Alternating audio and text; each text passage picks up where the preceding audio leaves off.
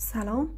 امروز میخوام طرز تهیه دوغ کفیر یا بهتره بگم جداسازی دونه های کفیر رو از محلول تولید شده نشون بدم. دونه های کفیر همون باکتری های مفید و قارچ های مفید هستن. این از شیر درست شده و در نهایت دونه ها رو بهتون نشون میدم. برای اینکه این محلول رو رقیق تر کنیم که بتونه راحت تر از صافی رد شه، حدوداً 600 سی سی آب بهش اضافه میکنیم. از قبل هم حدوداً 500-600 سی سی من بهش شیر اضافه کرده بودم به خود دونه های کفیر و هم میزنیم. برای هم زدنش یا حتی برای صاف کردنش قاشق فلزی یا هر وسیله فلزی نباید بهش بخوره، وگرنه قارچمون از بین میره. دوستان که در ایران زندگی میکنن مستقیم از شیر آب داخل محلولمون نریزید، چون کلور داره و باعث از بین رفتن قارچمون میشه. حداقل 1 ساعت از قبل بذارین کنار تا کلورش بپره. خب کم کم اضافه میکنم و از فواید این دوغ هم که مثل ماست پروبیوتیک برای سیستم ایمنی بدن، برای استخوان‌ها، قلب بسیار مفیده، برای دستگاه گوارش به خصوص و باکتریای مفیدی که توی روده هستن بسیار مفید هست.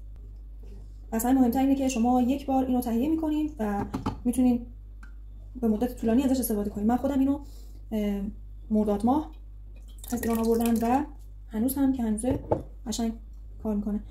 خب چیزی که در نهایت برامون موند این دونه‌های کفیر هستش و محلولی هم که مونده یا همون دوغمون بسته به سلیقه میتونین بهش آب اضافه کنید، چون هنوز هم با وجود اینکه 600 سی سی آب اضافه شده همچنان غلیظه.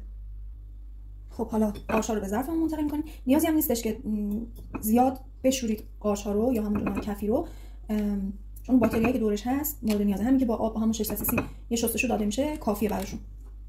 من ظرفش رو هم هر چند وقت یک بار، هر 2 هفته یک بار میشورم، نیازی به شستشو نداره. حالا هر شیری که میخواید بهش اضافه میکنید، چه گیاهی چه حیوانی. این شیر برای حجم قارچی که من دارم یکم کمه، مجدد بهش شیر اضافه میکنم.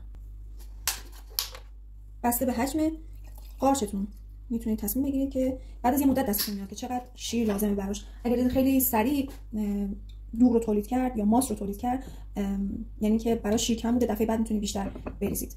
خب میره جای گرم و تاریک که ترجیحاً توی کابینت و آشپزخونه.